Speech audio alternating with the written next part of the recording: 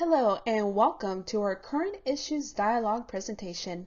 This presentation was created by Christina Chaiban and Ryan Ferrante for the Management 5110 course, Current Issues in Business Management.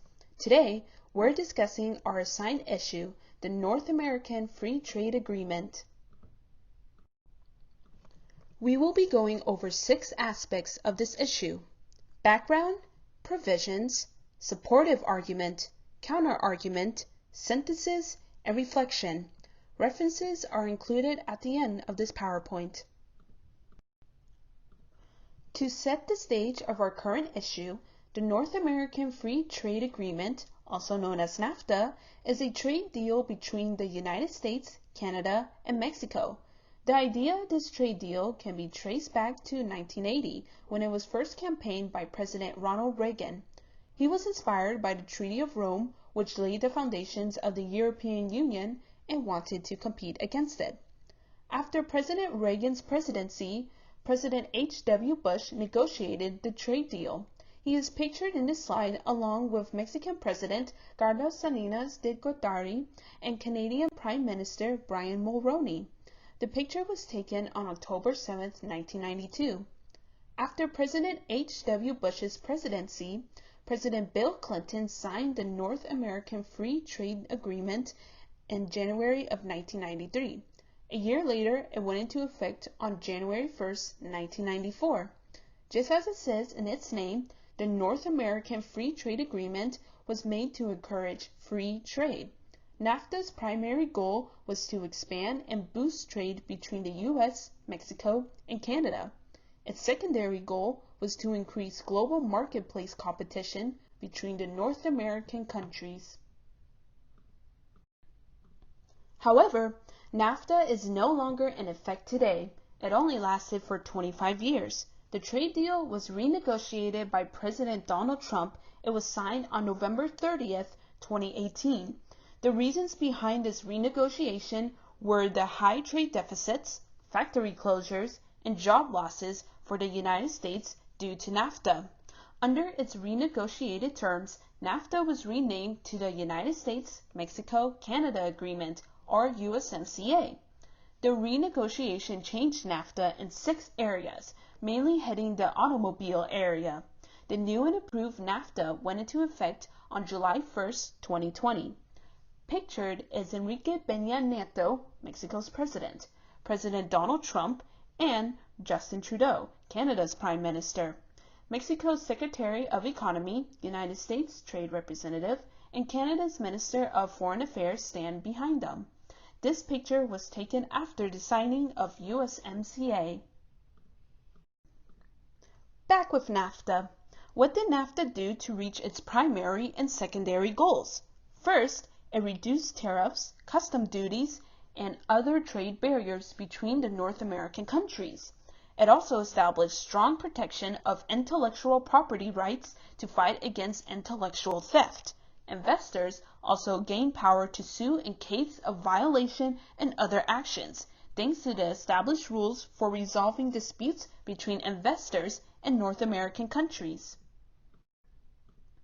Also, NAFTA addressed concerns over potential labor market and environment impacts. Examples include the low wages and environmental problems in Mexico. Lastly, NAFTA gave U.S. and Canadian companies a greater access to Mexican markets, such as banking, insurance, and advertising. Let's talk specifics.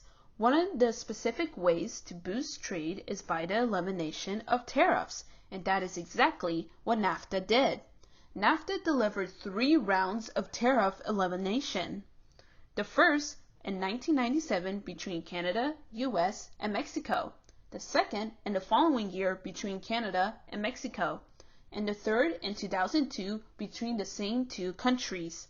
Between Canada and Mexico, all goods exported from Mexico to Canada had no tariffs. However, only some goods exported from Canada to Mexico had no tariffs. Canadian dairy, poultry, eggs, and sugar kept the tariffs.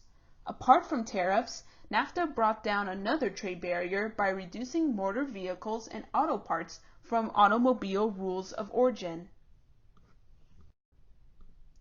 The reductions and eliminations of the trade barriers created a big impact. It expanded trade in areas such as telecommunications, financial services, and agriculture. It also increased investment opportunities since countries became more open, especially Mexico. Overall, NAFTA increased trade between the United States and Mexico by 11%. Trade between the United States and Canada went up 41%.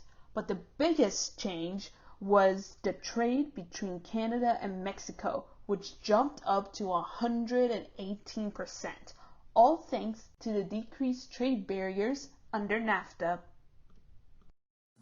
Let's take a look at both the supportive and counter-arguments for and against NAFTA. Starting with the supportive. Within a 20-year span, trade has quadrupled with a profit of $290 billion to $1.23 trillion. This continual growth is estimated as increasing 0.5% for the U.S. economy annually. Gas and grocery prices lowered as an effect of no tariffs applied to Canadian and Mexican imports. Although the economy and trade relations are often the scope of NAFTA, international political tensions decreased also. NAFTA has decreased governmental spending by allowing North American firms to bid on governmental contracts. This allowed multiple agencies to submit contract proposals that has made the competition leveled and allowed budget cuts to reduce deficits. Foreign direct investments had tripled in Canadian and Mexican markets. This growth allowed opportunities to increase U.S. markets, which resulted in increased financial profits. NAFTA increased the job market by adding 5 million new jobs in the U.S. alone. The U.S. exported $487 billion in 2014, with 40% of the U.S. Mexican imports stemming from companies within the U.S. Let's now take a look at the counter-arguments against NAFTA. First, although claims suggest that NAFTA increased jobs, it has also reduced jobs as well. NAFTA created more economic benefits for investors rather than for the employees, which hurt those who do the day-to-day work. With the ability to lower labor costs by moving manufacturing to Mexico, 682,000 U.S. manufacturing jobs were lost. NAFTA has also suppressed real living wages, wages in which people can live comfortably on. Also, as well, has reduced benefits organizations used to provide employees. With the increase of production due to NAFTA, agricultural production has increased, which contributes to approximately $36 billion in pollution costs. With farming increasing, finding lands to do so has been scarce. Farming started turning to marginal land, which was not suited for agricultural production. Canadian shale gas reserves were exploited, as well as the increase of deforestation, which equates to 630,000 hectares per year. Working conditions have decreased as a result of NAFTA. The U.S. took advantage of lower import costs by implementing the Maquiladora program. The Maquiladora program is where factories within Mexico were run by U.S. agencies, which paid lower costs to workers. The working conditions were less than favorable due to differences in work-labor laws. Overall, the exploitation of Mexican workers increased. Subsidized U.S. farming deteriorated many of Mexico's agricultural resources, which put many Mexican farmers out of business. With little to no farming opportunities within Mexico, there was an increase of illegal immigration to the U.S. for work opportunities. Living conditions for those within the U.S. with no residency privileges had made living conditions for the worker and their families very difficult. To synthesize or sum up our conclusions, NAFTA has shown to increase U.S. economic growth due to the trade agreement. No tariffs between all three countries has expanded substantially the opportunity for increased production with opportunities for increased revenue.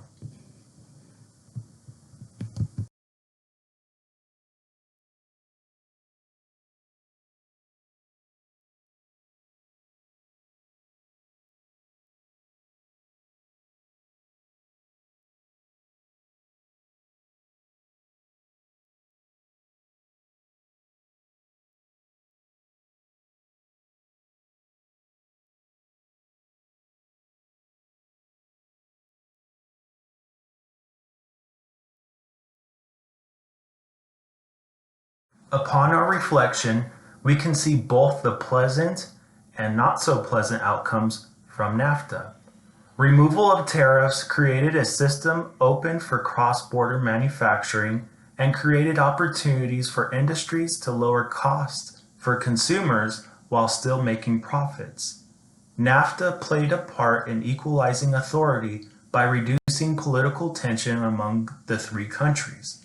Agreement to produce and trade goods allowed the expansion for certain industries to create new jobs, which expanded new markets and increased revenue. Based on the counter-argument, NAFTA created a disadvantage for workers, especially those within Mexico and Canada. Because of the expansion of trade among the three countries, wealth inequality increased, where investors and owners of organizations reaped the benefits of low-wage labor. Low wages made it difficult for labor workers to earn a livable wage. On top of reduction of wages, labor workers were exploited to produce material, which led to certain programs such as the Maquiladora program. Over the span of many years, there was a need to revamp trade deals and come up with solutions. Hopes are that with the United States-Mexico-Canada Agreement, also known as the USMCA, that flaws associated with NAFTA are addressed and equal trade and labor are emphasized. In conclusion, we want to thank you for watching our presentation on the North American Free Trade Agreement. Thank you.